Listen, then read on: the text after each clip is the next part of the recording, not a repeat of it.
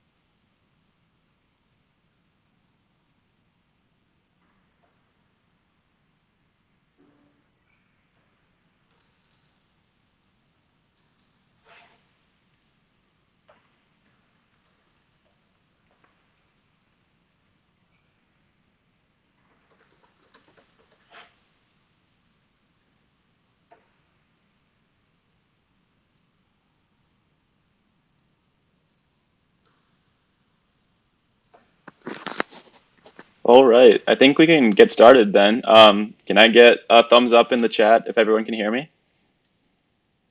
I'll keep an eye on the chat and try to make sure that I answer questions as people have them. So I'll wait and make sure everyone can hear me.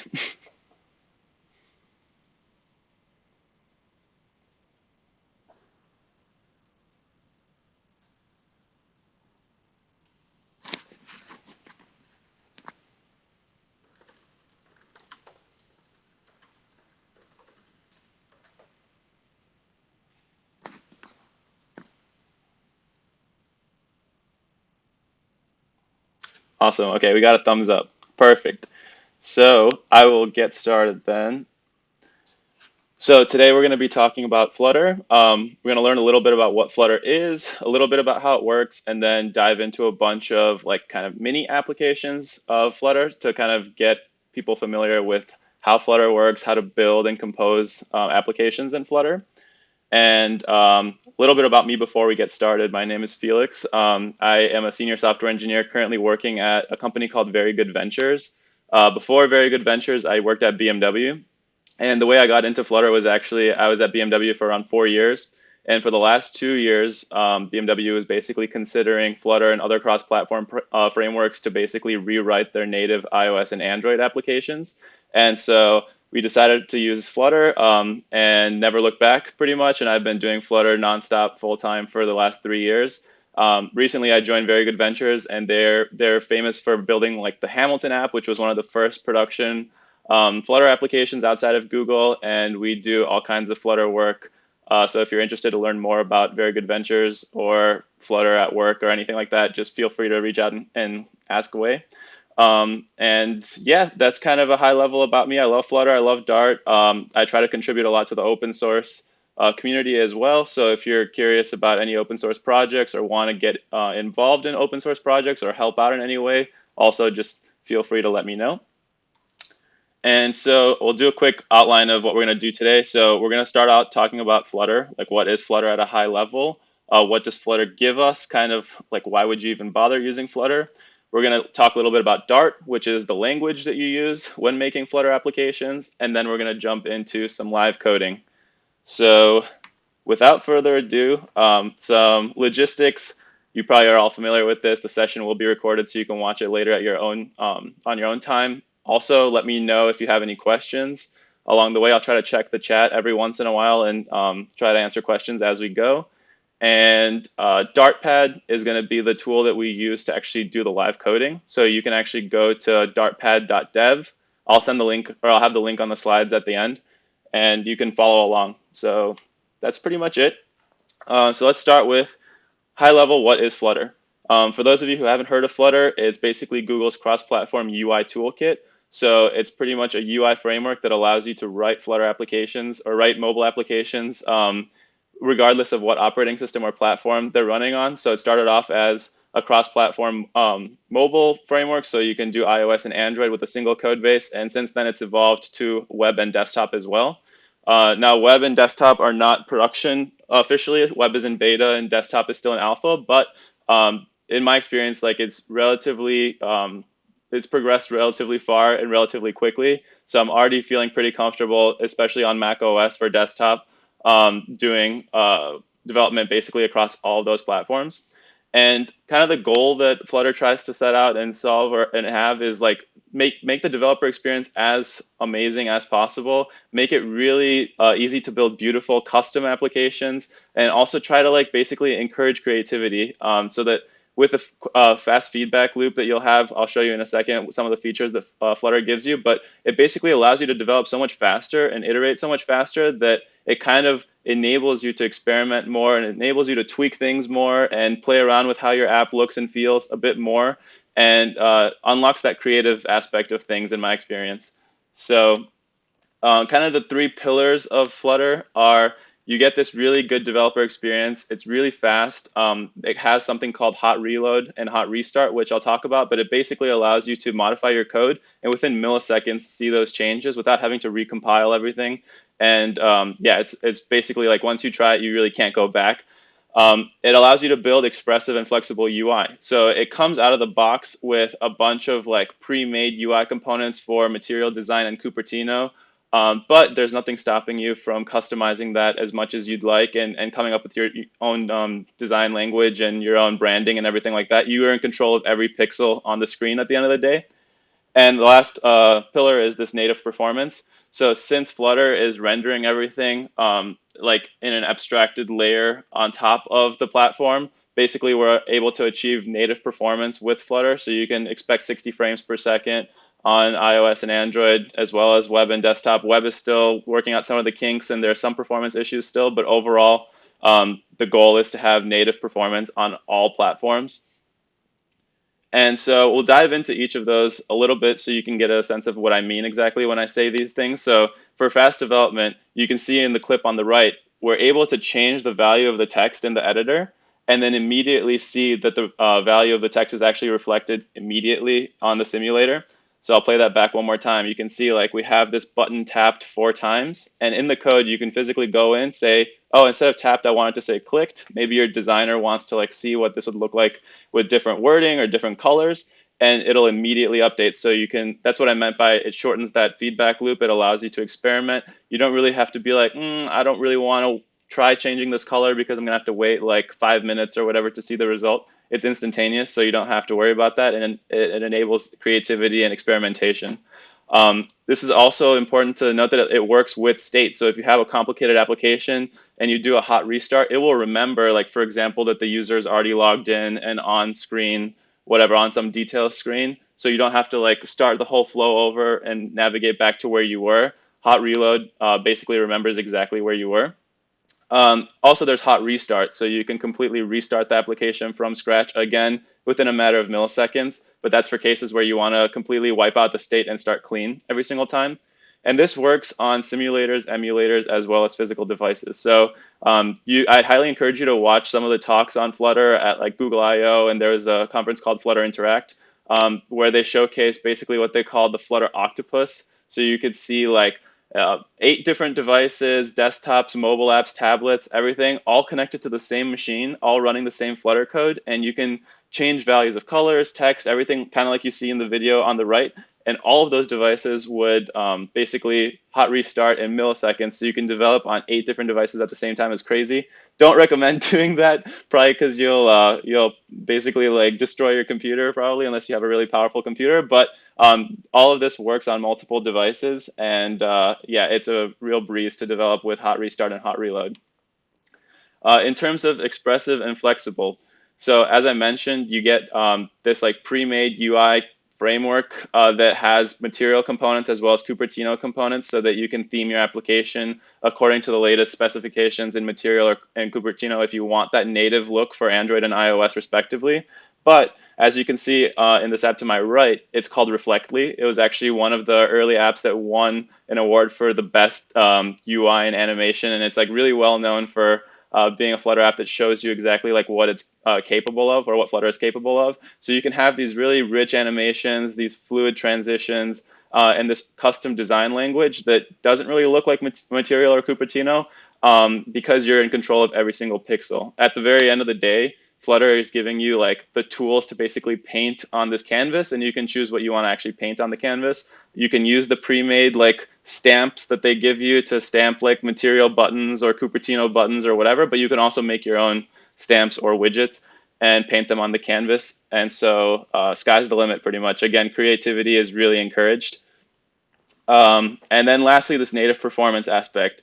So you get 60 frames per second. You get these really snappy animations and transitions. You shouldn't really be able to tell a difference between a native app and a Flutter app. I personally can't. And also you get cool things like out of the box, if you're running on Android versus iOS, you'll get some tweaks that users basically expect. Like, for example, navigation from one page to another on Cupertino or on iOS will give you that like sliding animation, whereas on Material, you'll get that like overlay popping animation, and you'll get like custom scrolling physics. So like on iOS, you have the little bouncy scroll physics, whereas on Android, you have the little like pressure kind of indication when you've hit the top and you keep trying to scroll. It also comes with fonts and icons. So you can customize as much as you'd like without needing to spend lots of hours basically like integrating all of these things. And yeah, again, like all leading to an amazing developer experience and making it as fun as possible to make apps. So I'm going to pause and check the chat just to make sure. All right, so far no questions. Cool. So let us continue. So we're going to dive into now, how does Flutter work? So I'm not going to go into really like low level details of how it works because there's a lot, and like I don't even know like all the low level details of how it works, but I'm going to talk at a high level about how Flutter works so that you can, as a developer, pretty much like have a better understanding of the framework that you're using without being overwhelmed by the details. So if you imagine all these boxes, on the left-hand side of the dashed line, the boxes represent what's in Flutter, like the Flutter application itself, right? And on the far left, we have the app that you're writing. And it's built on top of this widgets and rendering layer that Flutter gives you. And that is basically what paints on the canvas for the native platform. And it uses the rendering engine called Skia, which was developed by Google. It's in C++. It's open source if you want to look at it. And it's the same rendering engine that's used by Chrome. And so basically, you write your Flutter code, and then you tell Flutter how to render, and Flutter will basically handle rendering everything for you directly to the canvas, because that's what Flutter is really good at, is just rendering pixels on a canvas. It's basically a 2D graphics engine, if you think about it. And then if you want to access things like location, Bluetooth, audio, camera, there are these things called platform channels, which allow you to hook into the native services that you want to use, and then expose APIs or interfaces to actually consume or access those permissions or camera or whatever from Flutter itself. So you're not limited to just rendering UI. You can still access the underlying operating system and expose whatever data you want via platform channels. This is like a really kind of more broken down diagram of how Flutter is layered. I think the main thing to understand from this picture is that the top green layer is pretty much all that you interact with as a developer, and you usually interact with things less and less and less as you progress from top to bottom. So lots of developers will interact and consume material and Cupertino components. Lots of developers will also consume widgets. Less developers will manage rendering and painting and animations and things like that. Like a lot of that is handled for you by widgets that are already built for you. But that's all bundled in with Flutter as the framework. And like I said, on top of or underneath all of that is the C++ engine, the Skia engine, which is managing rendering everything. It's also managing the platform channels and events that are coming back and forth between the system. The VM management, all kinds of stuff, don't really have to worry too much about it. And then there's like the low level, which is the platform specific stuff. So like the event loop itself, the native components, threading, all that stuff. So moral of the story is you pretty much don't have to worry too much about the implementation details. They're there if you want to go and look at them and understand how they work. But as a developer using Flutter, you'll mainly interact with that top green box. And a lot of these things are simplified and abstracted for you so that you don't have to deal with the low-level concepts of how do I actually paint on a canvas, how do I composite, how do I manage the threads and stuff like that. You don't really have to worry about all of that as an app developer. And let's talk about how this would contrast with current native development. So if you're an Android or iOS developer, we'll start with Android. You would write your native code, right? Java and Kotlin. And then you would access the native platform, paint directly to that platform, access the services directly from that platform. Everyone's happy. It works perfectly fine. But let's say you then want to do an iOS app, right? And your users are expecting both Android and iOS. You'll have the same setup here where you have to write your code in Swift or Objective-C. It will access the native services directly, and you're accessing the platform directly, and everyone's happy. But the obvious disadvantage here is you have to do it twice, right? And so from that perspective, Flutter is a huge productivity booster, and it's also a tool to improve efficiency because you can develop and deliver basically two apps, even more than two apps, as I mentioned, for web and desktop for the price of one, pretty much, with one code base. And you also don't have to maintain and manage like multiple teams who are specialized in iOS versus Android versus web versus desktop. You kind of like save a bunch of costs by using a framework like Flutter because you pretty much reduce the amount of overhead and the tooling to just one tool, one language to target all of these different platforms. So it's awesome. I'm going to pause and check the chat again to see if anyone has any questions before we talk about Dart. So let's swing over to the chat. Okay, so far so good. No new questions. So let's take a look at Dart, which is the language that you would be programming in if you're writing a Flutter application. And to be clear, Dart is not just for Flutter. You can write CLI applications in Dart. You can write server-side applications in Dart. We'll talk more about that. But when you're writing Flutter applications, you will be using Dart. And so similarly to Flutter, Dart has a couple of core features. It's optimized for UI. So actually, like, Google has the luxury of basically maintaining Flutter and Dart internally. And so they can tailor the language's features for Flutter in specific cases. It's very productive. It allows you, like, Dart is what enables those features like hot reload and hot restart under the hood. So it's not really going to be possible if Dart wasn't like made for this, basically. So that's another reason why Google chose to use Dart for Flutter as opposed to an existing language.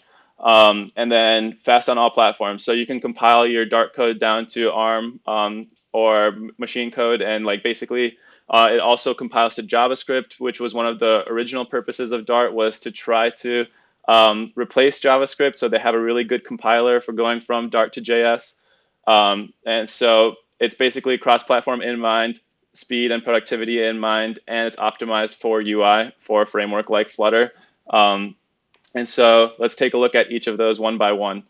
So on the right, you'll see some snippets of some Dart code. When I say optimized for UI, if you look at the very bottom snippet, you'll see we'll get more into like exactly what all of this code means. But at a high level, you can see you can do things like, if I have a promotion active in my store, for example, then I want to render this component, this tab widget.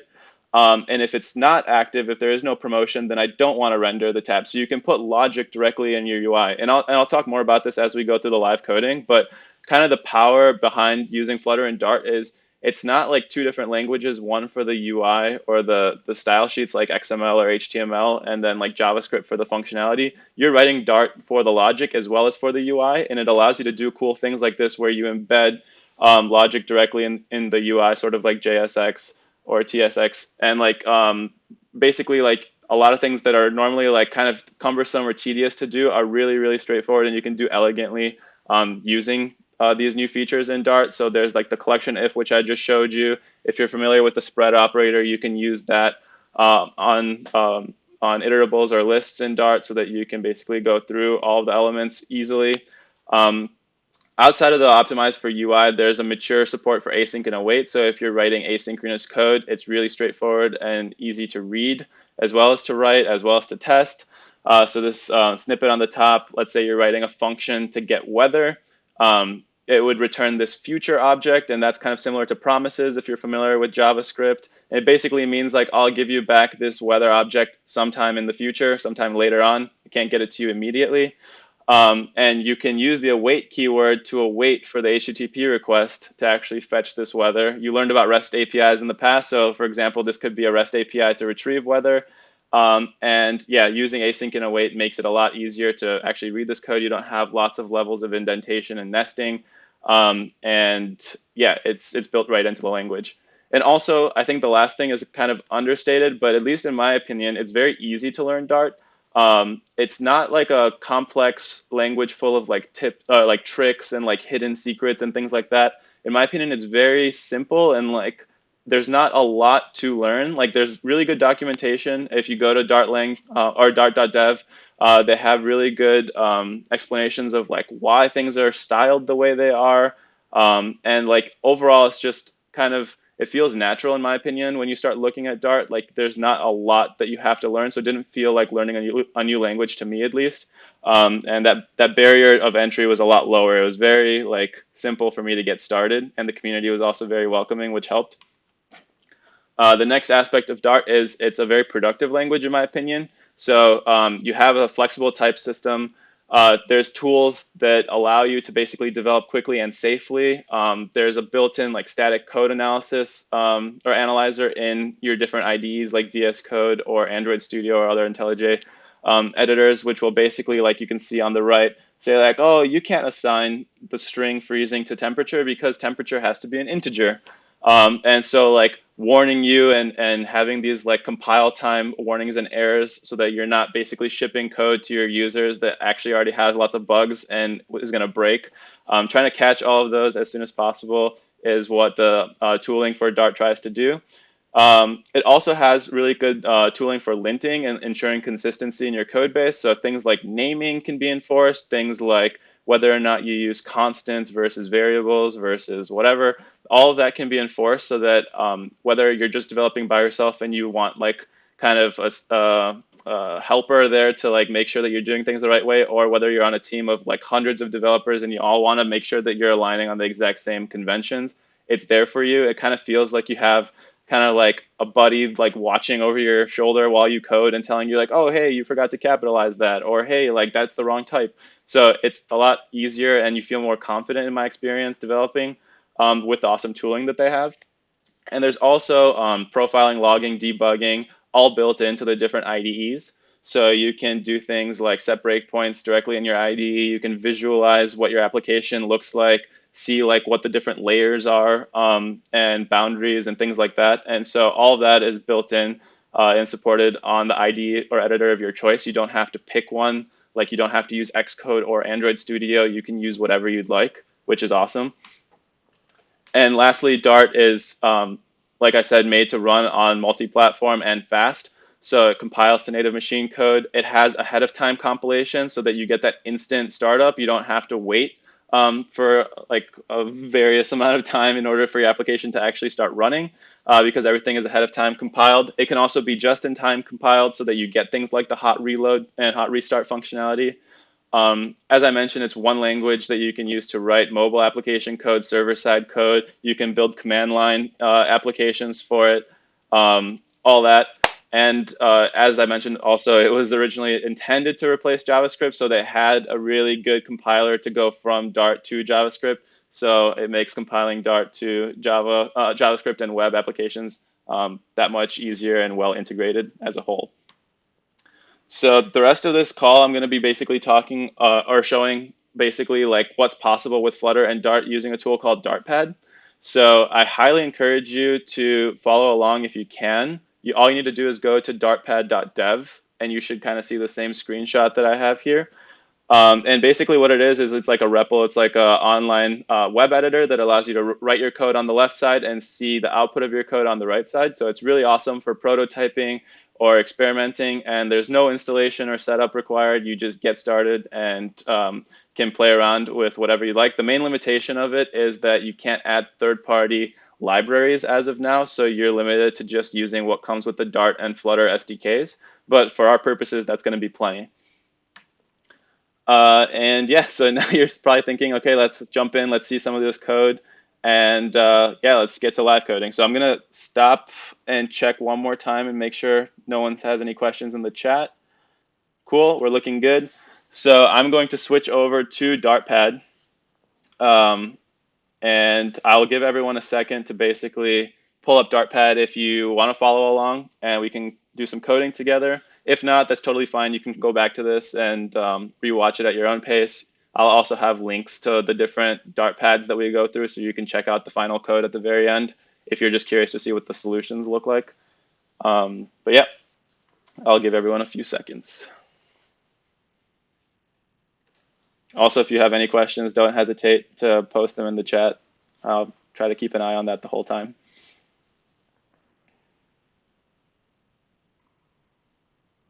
And again, I forgot the URL is dartpad.dev. Cool. So I'm going to assume everyone has Dartpad running, whoever, if you want to follow along, that is. And so you should have a screen that looks very similar to mine, where you can just click run, and we have some basic Dart code on the left, and we have our console on the right. And by default, we just have a for loop that loops through 5 times and prints out a string hello, right? And so off the bat, like there are a couple things that I want to call out. Like every Dart program has a main function, right? So your main function is kind of like the entry point. That's like where everything begins. And so you'll see that as we start moving on to Flutter. Right now, this is pure Dart code. Again, nothing to do with Flutter yet. And yeah, you can basically use loops, conditionals, you can print to the console, you can have functions. So for example, if we wanted to write a function called sum, which takes two numbers, whatever, x and y, and adds them together, we can implement functions. It should look very familiar, right? And we can basically replace our code here, and we can print the sum of, oops, this should be y. And we can basically print the sum of, I don't know, 1 and 3, for example. So if we rerun this, yay, we get 1 plus 3 equals 4. That's pretty cool. Let me make my font a little bit bigger. There's a couple of little things that I just want to call out is, like, for example, let's see, is there a question?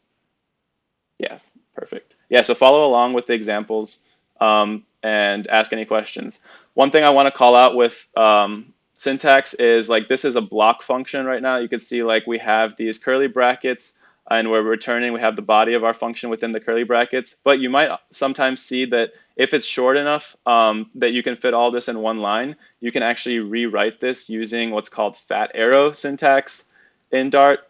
And there's this handy format that you can click at the top, which will format everything for us. And if you click run again, it's the exact same code as before. So yeah, there's no difference there. And, oh, sorry, I forgot people can't see. There we go. I'll go back through that one more time. So basically, all I was saying is this is Dartpad. You have a main that's your entry point for all your Dart programs, and then you can put whatever Dart code in here you want and run it using the run button. And I was just showing how you can make like a simple like sum function which adds two numbers where we can return x plus y, for example, and then we can call sum in our main, and we see that the sum is 4. And I was just saying as well that you can simplify this, and you might see this in some of the code that we go through today, by writing an arrow function, which is basically saying this function is going to return x plus y. So those two are exactly the same. They're totally equivalent. It's just one is like a shorthand version of the other. And again, it's called fat arrow syntax. So yeah, hopefully everyone can see the Dartpad now. So that's enough about Dart. I'm not going to spend too much time talking about Dart. We're all here to learn about Flutter. So I'm going to basically wipe out all the Dart code that we've written. And for the first Flutter application, our very first Flutter application, we're going to do something really exciting. But before we do that, we need to actually import Flutter. So you can import, and you have to do that by having an import statement, which says we're going to import the Flutter package. And for now, we're going to import the material .dart part of Flutter. So that's going to give us access to material widgets and things that we're going to use in this next example. And so like I said, everyone needs a main, right? Even in Flutter, you need a main. The only difference is in our main in Flutter, you typically are doing one thing, which is you call run app, and you need to give it the widget, right? So everything in Flutter is a widget. You can think of widgets as components, and they are basically kind of like saying, hey, I'm going to render or I'm going to do X. And like I can be reused in other parts of the application. And basically, as you're writing Flutter applications, all you're doing is you're building up this tree of widgets. And you'll see what I mean in a second. But run app basically takes a widget. And so you're probably wondering, like, okay, how do I make a widget? So we can make our widget just by saying class, and we're going to call it my app, right? It's just our example application. And we can extend this class that comes from Flutter called stateless widget. And there are two types of widgets. For now, we're only going to worry about the stateless ones, but there's also stateful widget. And the main difference that exists between the two is stateless widgets basically have no state, have no data associated with them. They're basically immutable, and every time you render a stateless widget, it's going to look exactly the same. It's not going to be dynamically changing or anything like that, right? And so for simplicity, we're going to start off with a stateless widget. And the only thing we need to do to have a valid stateless widget is override a build method. And a build method has to return a widget, and it takes a build context. Oops, context. And build context is basically an object that gets passed through the widget tree that allows you to access other parts of the widget tree. We won't worry about that too much, but every build has access to a context. And the responsibility of build is, like you see in the function signature, to return another widget, right? So the simplest thing that I could think of, the simplest Flutter application that I could think of is we're going to return a widget that comes from Flutter called a container. And a container is kind of like a div. If you're familiar with web development, it's basically just like a box, and you can put stuff inside of that box, but by default right now it's empty. And now we can go back to run app and pass our my app to it. So far, I hope everyone's able to follow along. I'm going to click run, and we're going to see nothing happened, right? And that is because our container is empty. So what if we made our container have some color to it? Like, let's say we want to have a white container. We can specify the property color on the container, and there are a bunch of pre-made colors or predefined colors that you have access to. You can go through them all and yeah, play around and see what they look like. You can also define your own colors via hex code. So yeah, you're not limited by any of these, but for now I'm just going to use the existing white color. And when I rerun, yay, we see a white box, and you have written your first Flutter application. So I'm going to check and give everyone a second if you have any questions so far. Yeah, sorry, I forgot to switch screens. So yeah, looks like no one has any questions yet. So we're going to switch back over to Dartpad. And so you can see, actually, like even in Dartpad, it's really easy to experiment, right? Like I can change my color to red, and almost instantly I can basically update and see what the UI would look like. We can do like blue accent, and you can play around, and all of this is just us composing widgets out of more widgets, right? So my app is a widget, and it's returning another widget, which is a container widget, which is already provided to us by Flutter. So the next thing is, okay, you might be thinking like, how do I actually do like a hello world type application, right, where I have some text? So at a bare minimum, in order to have text, you need to tell Flutter what direction the text is going to go in. Is it going to go from left to right or right to left? So a directionality widget exists just for that.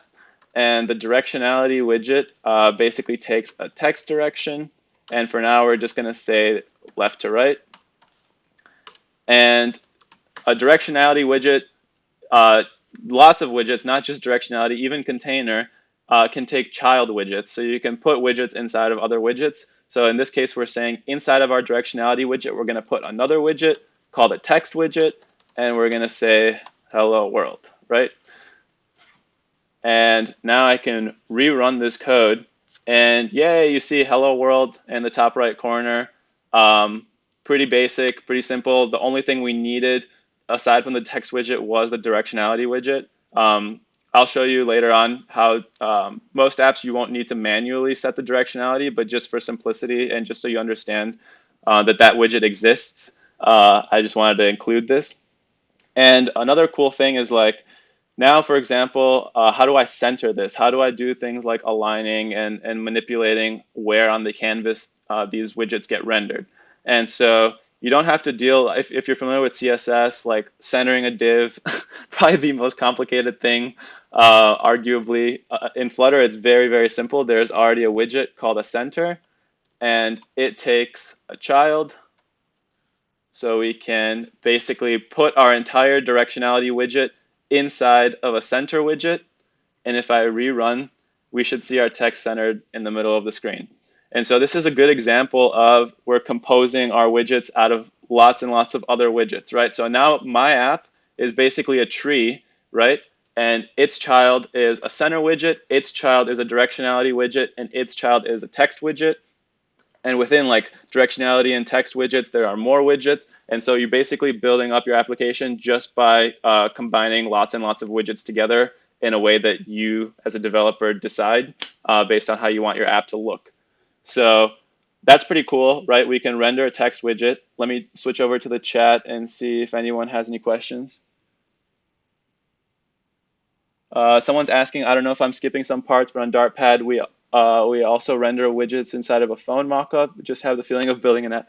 Yeah, so yeah, basically Dartpad, you can pretty much play with it on your phone as well, and you can see what the app would feel like on web, right? It's all just compiling to web at the end of the day. And so yeah, it's a really cool tool for sharing with other people the Flutter or Dart code that you've written and having them just run it really easily. It could be on a phone, tablet, or computer.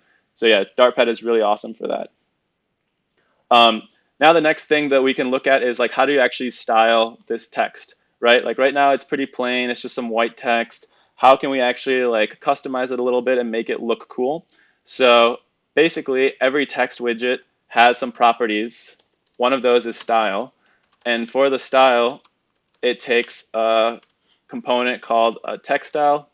And text style has lots of other properties that we can specify. So for example, we can say, I want my font size of my text to be 24, right? And if we rerun that, we should see, yay, the text got a lot bigger, right? I think it was 16 by default. And so we can override the font size. We can do some other cool things, like we can, again, go back and say, like, oh, I want this to be colorful. So we can do like colors dot, I don't know, let's do orange. Orange will be easy to see on this blue background. And so, yeah, we can change the color of the font or of the text. We can change the font of the text. We can also do things like change the font weight. So if we want it to be bold, we can add a font weight. Say the font weight is bold. There are also a bunch of other ones. So you can see all the values. We can make it really thin if we wanted to set the weight to 100. And yeah, it's a lot thinner. So depending on your use case, you might want to have really thin or really bold fonts. We can go back to bold. And we can also set the font style. So we can do font style dot italic and rerun this. So now we should have bold and italic, right? And so you can see that you can basically customize your text widget by adding a style to it. And you're in complete control over also like the font family. In Dartpad, I don't have access to external fonts, unfortunately, but you could also in a normal application on your own computer add the fonts in. I can talk about that later in a separate talk if anyone's interested. But yeah, you can also customize, like you can see font family and set your font family here as well. So you can make your app look exactly like you'd want. So that's it on text. So far, so good. No one has any questions, it looks like. So we'll move on. I'm going to basically delete our text widget from inside of the directionality. And we're going to look at how we can use the built-in icons. I mentioned in the talk that you got icons and fonts, right? So how do we use the built-in icons? And for that, you probably guessed there is an icon widget. And an icon widget requires the icon that you want. So there's a bunch of pre-made icons. These are all material icons since we're importing the material .dart library. And so let's say, for example, I want a check icon, right? I can change the child to an icon. I don't know if you can see it, but it's black by default on this dark background. So let's give it some color.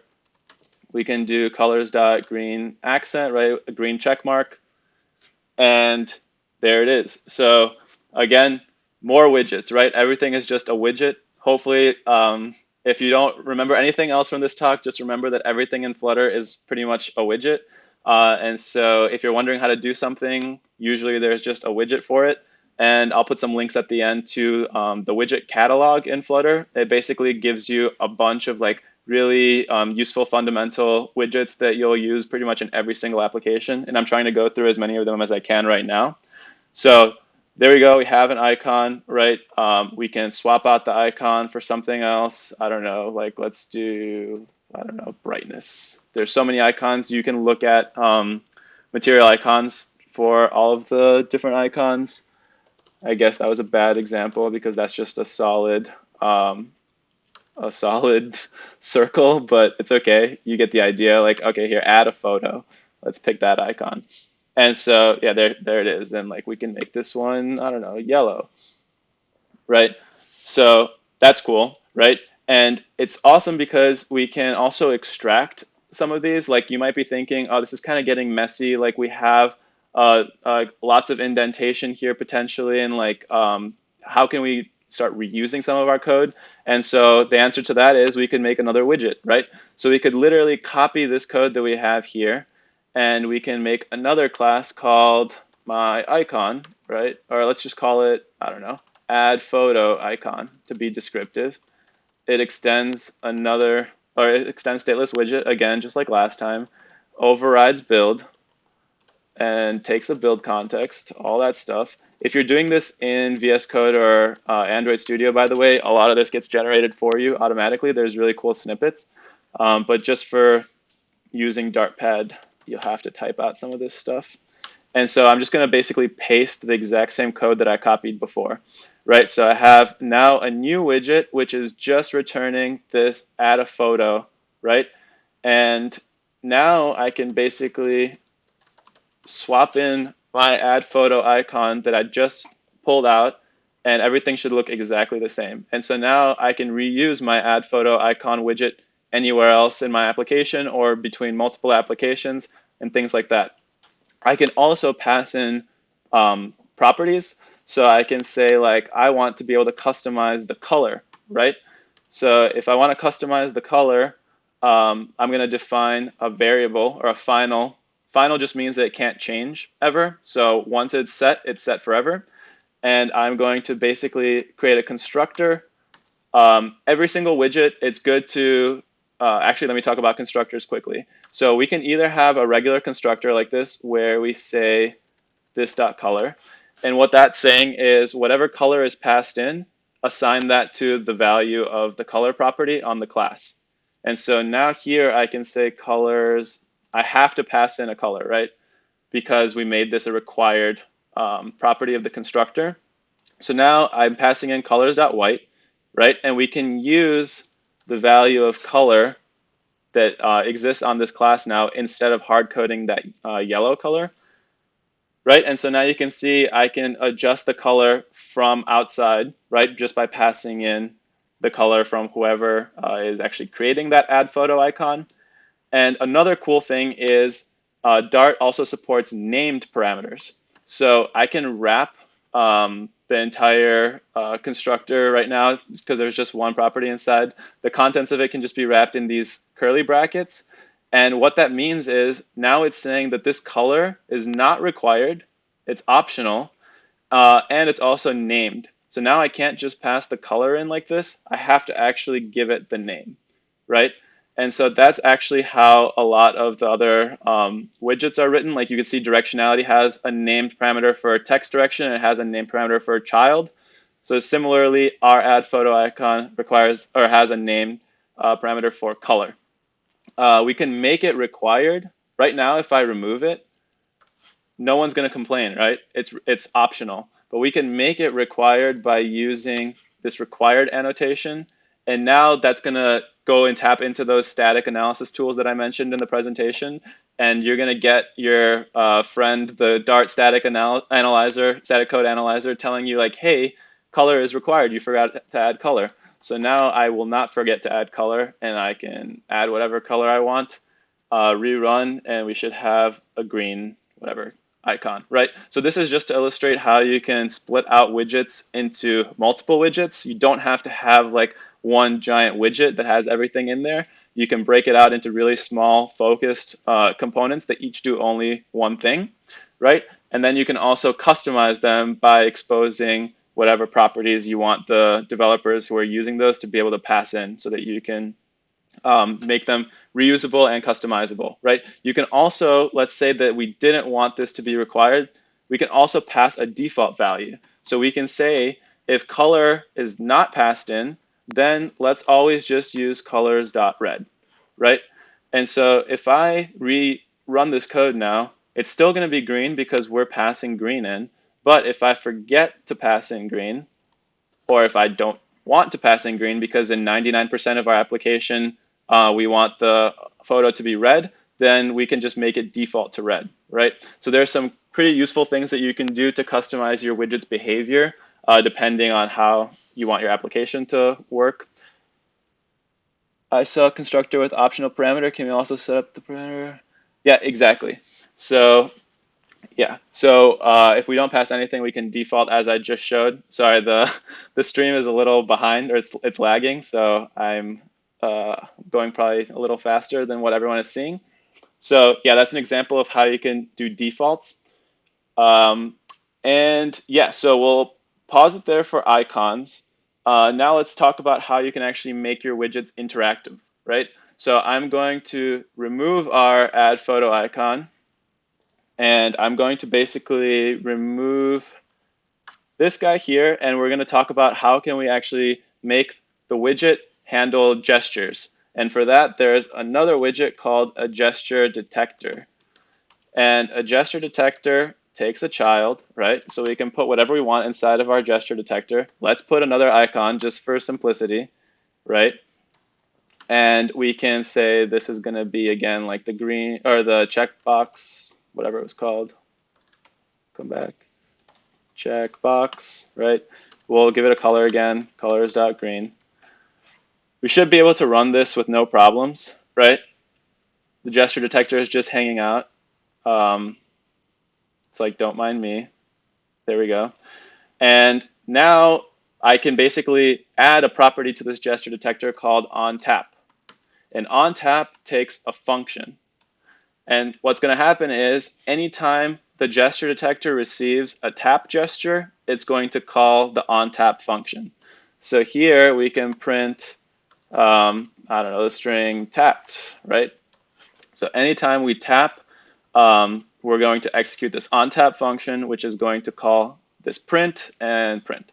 So now I can tap, and I don't know if you can see here in the bottom corner in the console, if we expand it, you can see every time I tap, there's a new tap, right?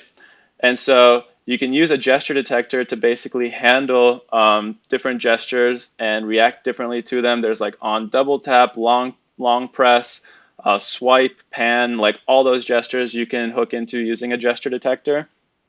And yeah, it comes in handy when you want to make normally like simple component handle user input. So typically, like, I mean, you might use gesture detector manually, but there's also another way that you can handle user input. And that is if you're building a material design application, you might want to use something called an inkwell. And so if I just swap out gesture detector with an inkwell, um, inkwell is basically a widget that handles gestures and also gives you that little like ripple effect. If you've used material or Android applications before, it gives you that like feedback that you've pressed whatever that element was. And so in order for an inkwell to work though, it needs to be inside of a material widget. And the material widget is what gives it those like material properties. So we have now a material widget with an inkwell inside. Again, in our inkwell, we can handle gestures. So we could do the onTap callback. And then the child of our inkwell is this green checkbox. So if I rerun this, you can see maybe very, very subtly that the checkbox is, let's see if I can even see it. It's very hard to tell here. Let's see if I can change, let's make the splash color on our inkwell colors dot, I don't know, cyan accent. Let's rerun this. And now can you see it? Hopefully you can see as I'm clicking, you can see this like ripple from wherever I've tapped. We're still logging the print statements in the console. And now you can see there's some sort of feedback for the user who's tapped it to know that they've actually tapped it. So Inkwell gives you that, and you can customize, as I've shown, like the color of the splash, the color of the highlight, all sorts of things. It's just another widget. So there's nothing really different there.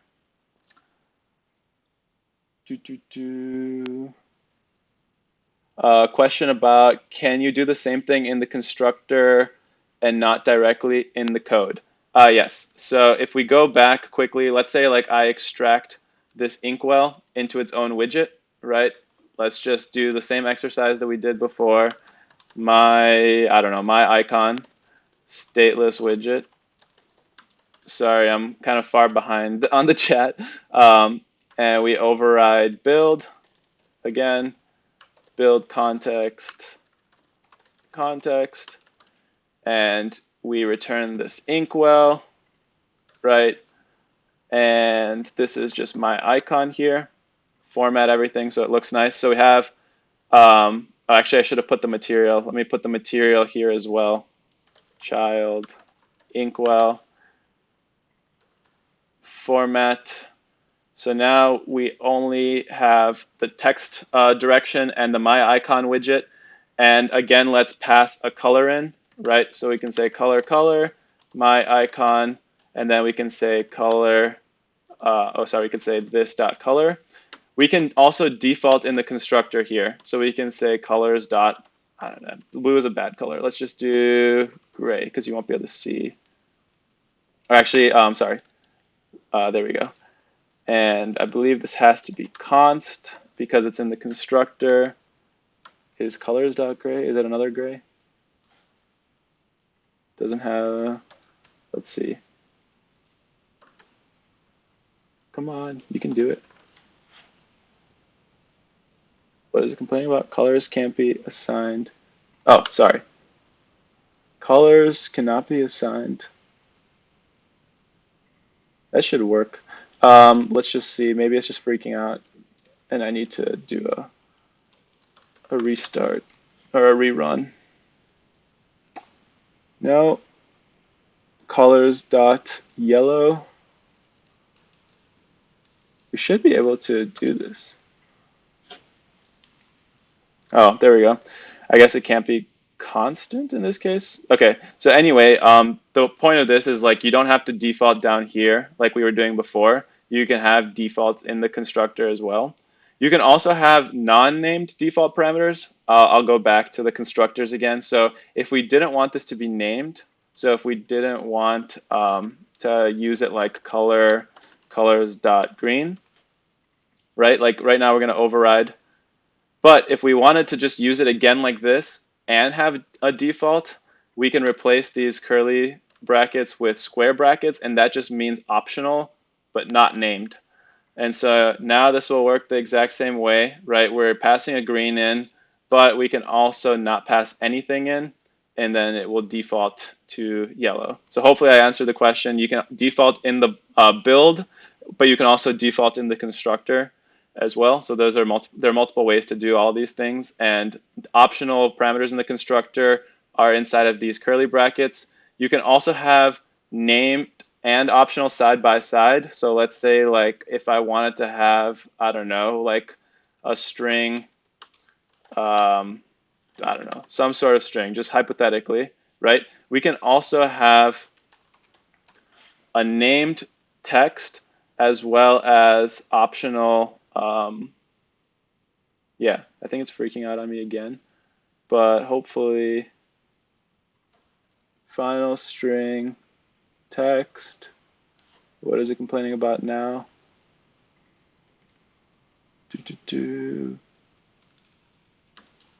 Is it, am I mixing up the syntax? Probably. No? It definitely should be like this. Sorry, I normally don't code in Dartpad, so the feedback is pretty bad that Dart code gives. But you should be able to mix and match them. I'm wondering if the order matters. Maybe optional has to be first. We'll come back to that. I won't waste too much time on this just because I'm not familiar with the error handling in Dartpad, and the error messages aren't exactly the most useful. Color is not initialized. Definitely is. But anyway, just keep in mind named and non-named parameters and optional and required parameters. So these are optional. Without the square brackets, it's required. And then if you want named and required, you can say it's required, and then you don't need a default because you're requiring it. So just keep those concepts in mind. Now it's yelling at me because I haven't initialized text, right? Because it's saying like, oh, final text has to be initialized in order for this to be a valid class. But anyway, we're getting too much into the nitty gritty. I'm going to step back and look at some other widgets because we're running out of time. So I'm going to remove that whole widget, and I'm going to basically switch gears and look at how you can load images in Flutter. And so let's say, for example, you want to load an image from, I don't know, some URL somewhere, right? there's a widget called a network image. And actually, I'm getting ahead of myself. We can remove all this since we don't need text anymore. And there's a widget called an image. It takes an image property, right? And here we can say we want an image from the network, and we can give a URL. So I have a URL here, flutter.github.io/assets for API docs widgets owl.jpg. Oops. And hopefully, once I format this, it still looks a bit ugly because it's a long string, but it's okay. Basically, you can put in the URL for your image, and the network image will handle requesting that image for you. And you can have different types of images. You can read images from your assets of your device, so you can have them bundled with your application. You can also have network images. You can have images from memory, so you keep the image just in the memory of the device, and then once you restart, you lose the image. So there's lots of different image providers that you can use, but one of the more useful ones is, or one of the more common or cool ones to use, like especially in Dartpad because you don't have assets, is the network image. So you can fetch an image from some remote server somewhere and just render it like a widget in the widget tree. So there's that. And I think I'm going to quickly talk about how you can use some of the basically scaffolding widgets to build applications. These are all like really simple things that are like little pieces of your application. But if you actually want to start building an application, you'll usually end up wrapping your whole application in a widget called Material App. And a Material App is basically giving you a lot of things like directionality, theming, localization, stuff like that, that every application usually tends to need. And exposing those for you so that you don't have to manually define them every time. So you'll notice now I don't need to provide a directionality widget. I don't need to provide a material widget for the inkwell. Things like that you'll get for free with Material App. And so a Material App has a home. And we can, again, like just for the sake of example, now I don't need a directionality widget. I can do like the checkbox again, right? Let me just give it a color again so that you can see it more easily. And if I format this code and run it, we have, again, a Material App. You can't really see anything except for this debug banner. You get that for free when your app is running in debug mode to just show users that this is a debug version of the application. But once you compile and run this app in release mode, that banner goes away for free. So that comes with this Material App widget. And basically, there's a couple of cool things that we can do. So with a Material App, it's common that you'll use a scaffold widget to basically build out the structure of your page or your application. And you can do things like adding an app bar, right? So an app bar with a title, I don't know, Flutter example, right? Let me format again so you can see this better. It's also worth noting, like wherever you put commas, that's where the indentation happens. So it's good to put trailing commas so that everything wraps nicely and is aligned properly. So now if I run this, we'll see we have a scaffold, right? So the scaffold is kind of like the infrastructure for our application, and it has an app bar, and we can put a title inside of our app bar. Now we can also add a body to our scaffold and put whatever we want inside the body, right? So we can, again, go back to the hello world example. And again, we're just composing widgets inside of widgets inside of widgets, right? So if we wanted to center this text, we would wrap it inside of a child widget, format again, and we would see that everything updates quickly, and we see the centered text.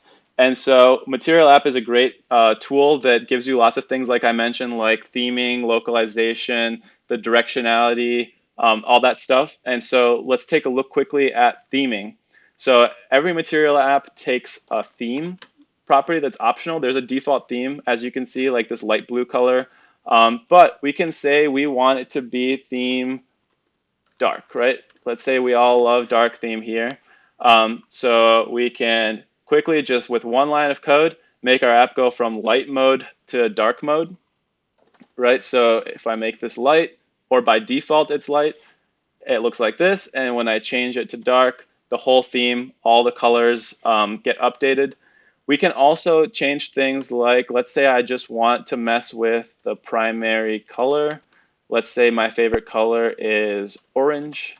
Um, I can rerun the app and it will update all the components that rely on primary color according to the material design specifications with just one line of code, right? So you don't really need to be going through and like making tons of changes just to change the theming of your overall application. You can modify all that in your material application or Cupertino application at the root, and then those changes propagate through to the rest of the application.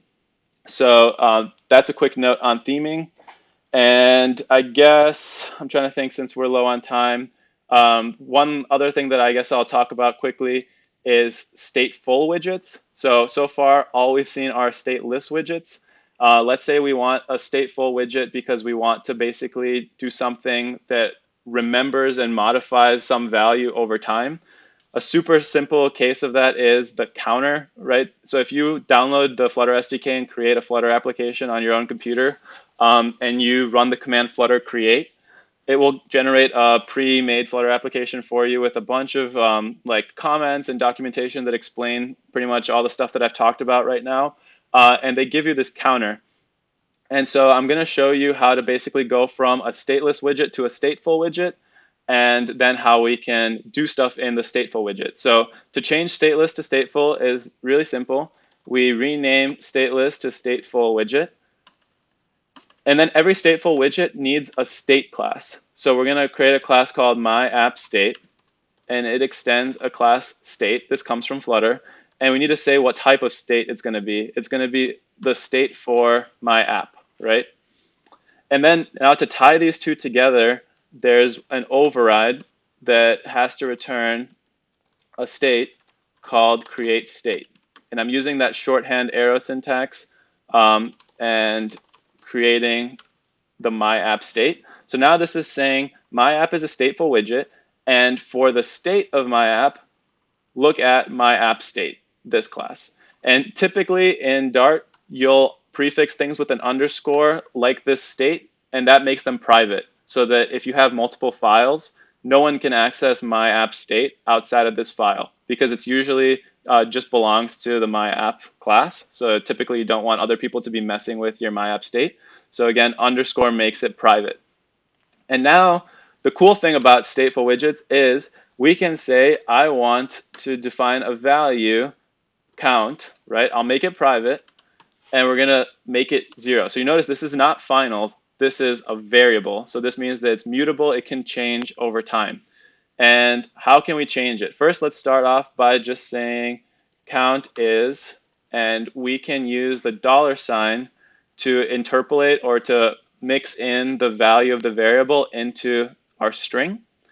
So now here, if I restart this, we can see we went from stateful or stateless to stateful and defined a variable in our state, which we're now including in the text of our text widget. And how can we modify this? So an app bar, a cool thing that you can do, or sorry, a cool thing you can do with scaffold is there's a concept of floating action buttons. And so, oops. And so you can create, again, it's a widget floating action button. And every floating action button takes a child. So I'm going to give it icon icons.add. And I'm going to give it an onPressed, similar to the onTap. And let's just start off by printing, I don't know, add pressed. So if I format everything, scroll back down, add my trailing commas everywhere. Let's recap what we have. We have a state class that belongs to our my app stateful widget because every stateful widget needs to have a state class. And our state class basically is in charge of doing the builds, but it can also keep track of any state or any data. And that data is rendered on the screen using this $sign to interpolate. And then we have a button that we can press. And right now we're not doing anything when we press it, but you can see the onPressed on the bottom. And now the last step is how can we actually update this value, right? So you might think that you can just do something like count equals count plus 1. Underscore count plus 1. And if I now click this button, you'll see like, okay, nothing is happening, but I am updating my count variable, right? So if I right afterwards print the value of count, we can clearly see it's changing, right? And the reason why it's not updating is because we're not telling Flutter to re-render. Flutter is not going to try to guess when it should re-render. When you have a stateful widget, you're in charge, not of everything, but at least for the things that belong to that stateful widget, for the data that's mutable in that stateful widget, you are in charge of telling Flutter when to rebuild that stateful widget. And so in order to do that, you need to use this function called setState. And setState, you only have access to setState inside stateful widgets. It's not possible to call setState in a stateless widget. And setState takes another function, and inside of that function, you can do whatever you need to do, and Flutter will basically say, okay, setState is being called. Once the function is done being executed, I'm going to mark this widget as needing to be re-rendered or rebuilt, right? And so now I'm moving my count inside of the setState callback, my increment.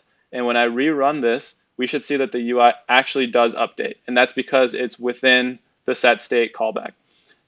You can also rewrite this a little simpler, right? So we can use the postfix increment so that it's all nice and compact. You can also rewrite this to use an arrow function, right? So it's going back to the syntax that we talked before. This is all exactly the same. And you should see when we do a restart, it all works exactly the same way.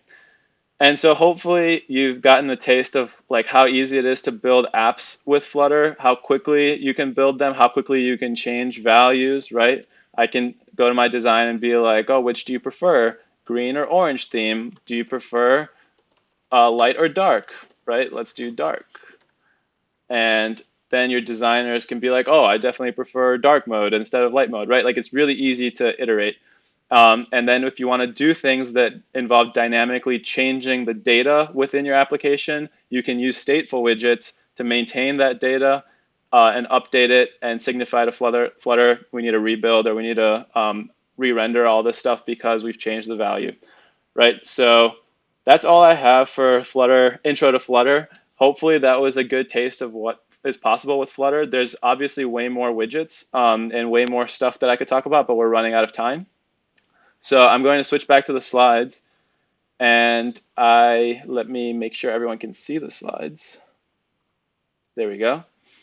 And in the slides, we have some resources. So the first one is the Flutter Dev Docs. So I highly recommend you basically look at this documentation whenever you have time. It has like a getting started guide for if you want to install Flutter on your computer, if you don't want to just keep messing with Dartpad and you actually want to get the SDK. It has documentation on all the different types of widgets. You can see like if you click into basics, some of the widgets that we've talked about today are here, like the image widget, the icon widget, app bar widget, container, right? There's other ones that I haven't talked about, so you can definitely go check those out. And many, many more. So there's lots and lots of documentation and examples in here, so definitely check that out. It's a really, really good resource.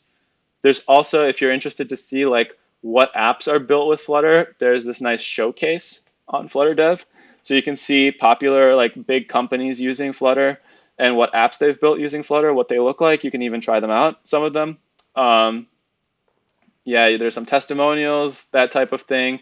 And there's Reflectly, that app that I had the little video playing of earlier in the slides. So you can take a look at the app. You can even download it from the App Store if you want to play around with it and see how does an actual Flutter app feel that has like cool animations and things like that. And yeah, tons and tons of apps that you can look at that are all made with Flutter. There's the community tab. So if you're interested in getting more involved in the community, if you find an issue with Flutter, definitely check them out on GitHub and file issues as you find them. That's the best way to make the framework better. There's also Stack Overflow for questions. It's getting more and more popular now to the point where there's a pretty big database of questions and answers in Stack Overflow. So if you have a question, hopefully odds are that someone else has already asked that question and you can find the answer on Stack Overflow. If not, there are other resources like Slack, Gitter. You can Discord. You can go on there and ask community members who are online at that point in time, like any questions that you have, and they're pretty responsive and will get back to you fairly quickly. Medium has some awesome content as well. And yeah, YouTube and Reddit are great resources as well. So check out all of these. Highly recommend it. And the last one, it's not on the flutter.dev. It's a separate site. But I think this is a pretty cool site. So if you're looking for an app and you want, for example, let's say you want it to be an open source application, you can turn on this open source and you can search based on whatever keywords you want.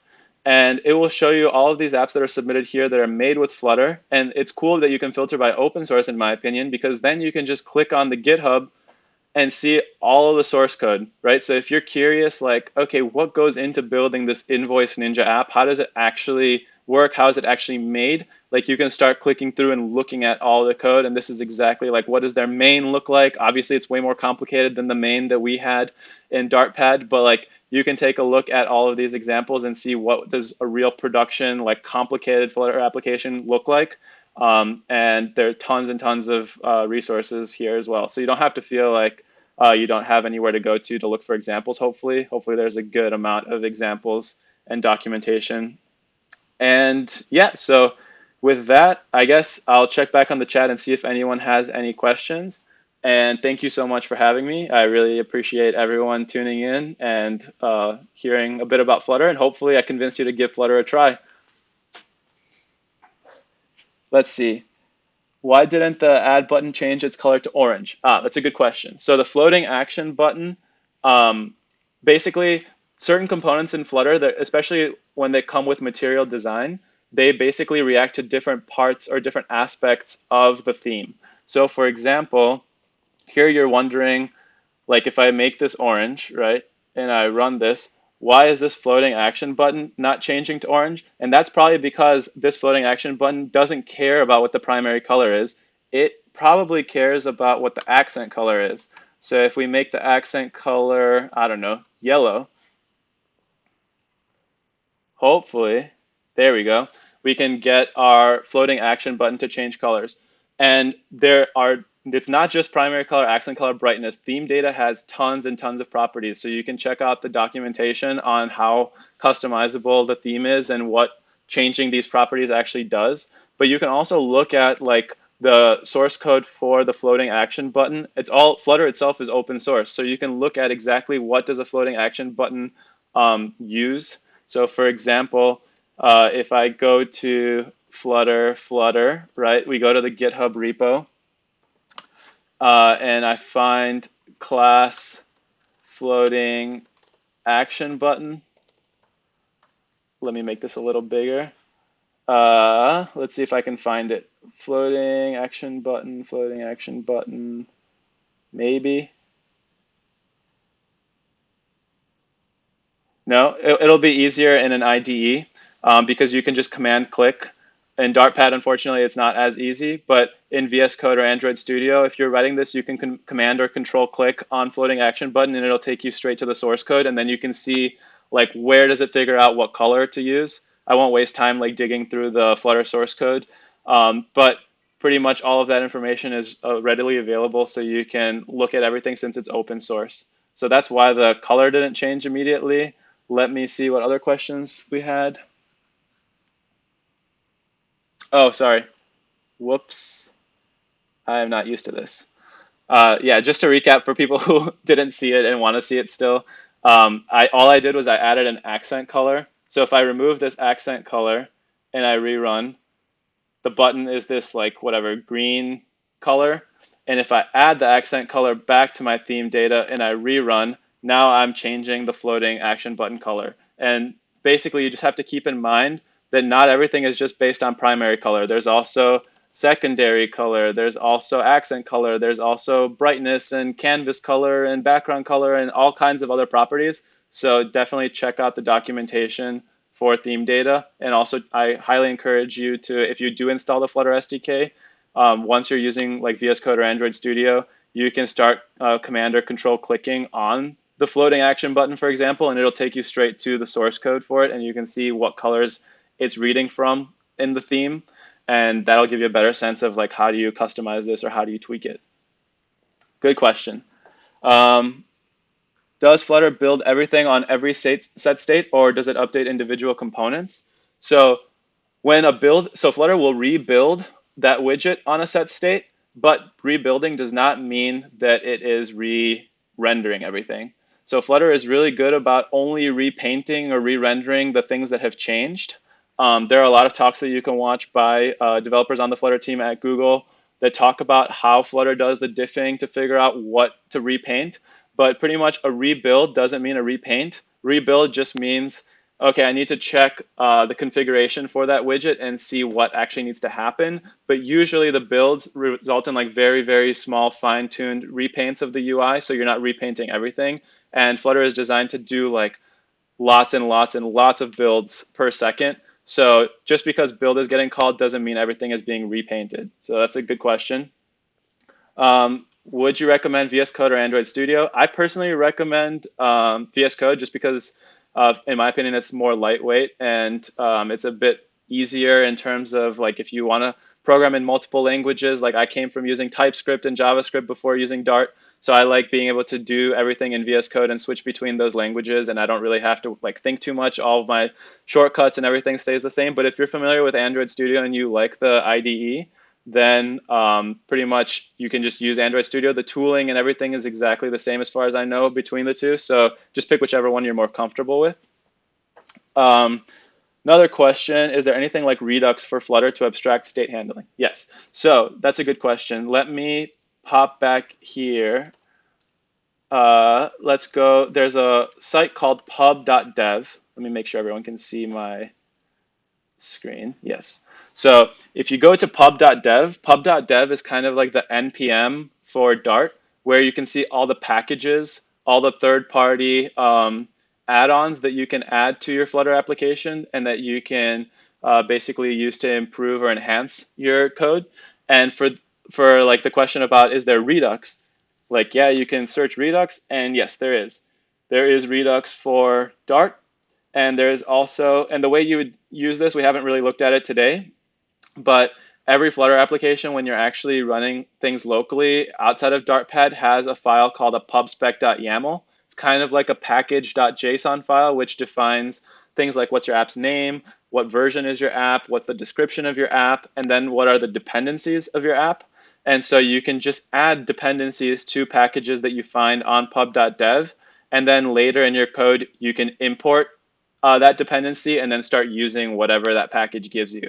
And so regarding the question about state management, there are lots of options for state management. You can also, if you just look up Flutter state management, there is in the Flutter docs this page list of state management approaches.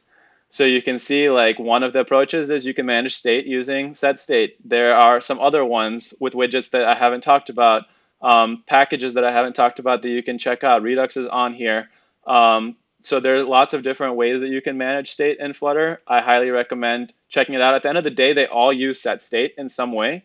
So I think it's important to get familiar with set state and understand how to build applications with set state, and then you really appreciate what these other frameworks or libraries help you do, as opposed to just jump in and use the libraries and frameworks right away. I think it's better to start off using set state and like really get familiar and comfortable with the framework first. But yeah, great question. And I think that's all the questions. Have I missed anything? I think that's everything, at least that I see in the chat. So I know we're a little over time, but let's see. Let me switch back to the slides. And I think that's all I have. So yeah, thank you so much again, everyone, for watching. Again, my name is Felix Angelov. You can follow me on Twitter, GitHub, find me on LinkedIn, and don't hesitate to message me if you have any more questions, or yeah, if anything was unclear about the slides. I'll try to share all these links to the different Dart pads with you right after this so that you can have them and you can click through them. I have some more that we didn't even get to. So yeah, hopefully you can play around with those, and then yeah, you'll try out Flutter on your own and build some cool things. So thanks again, everyone. I'll double check one more time, make sure Didn't miss any more questions? Nothing more? Can I show something I've made with Flutter?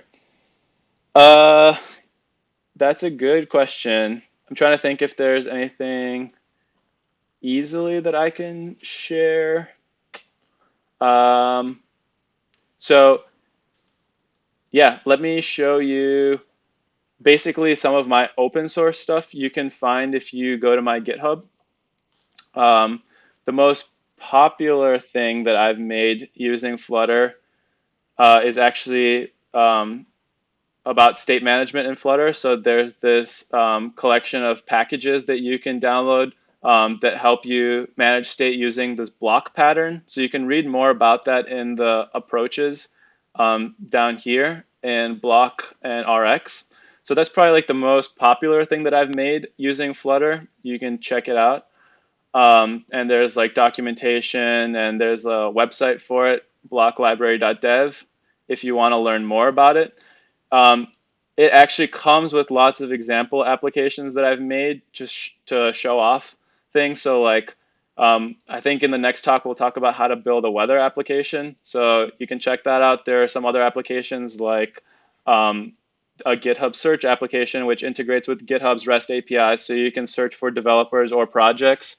And it does an auto completion and links to your browser, and you can like go through all those projects. There are also other apps like how do you authenticate users using Firebase or Google Sign-in that I've made as example applications, and like to-do applications that I've made as examples. But unfortunately, most of the like real Flutter apps that I've worked on are not open source. Like I worked on, like I mentioned, the BMW application, so that's not open source. I can't really show that to you. And at Very Good Ventures, most of the apps that we write for clients are not open source. But you can check out if you want to see any of these example apps. They're all part of this block GitHub repo. If you go into the examples folder, and like you can see the weather one, you can see the GitHub search one, and many more in here. And these are all standalone Flutter apps. So if you're curious to like see what some of these look like and you want to run them on your own computer, you can definitely clone this repository and run any of these examples locally. And if you have any questions or issues, again, don't hesitate to reach out and let me know. But I think that's probably like the biggest collection of like example applications that's open source that I have right now to share. And hopefully I'll build up some more open source ones that I can share in the future, but it's hard finding time to build like pretty complicated Flutter apps in my free time. So yeah, I'm also excited to see if you build anything, feel free to share it with me. I'd be happy to like take a look at it and test it out because I'm always excited to see what people build with Flutter. So I'll put that on you too. And yeah, as mentioned, like in another session, we'll actually look at how to build a real app. So don't worry too much. But I think those examples are a good starting point if you're curious to see like what some like more real use cases look like. But yeah, is there any other questions? If not, thank you all again for tuning in. And it was really fun talking about Flutter. Hopefully you'll give it a shot. Cool. All right, then with that, I think we are done. Thanks again, everyone.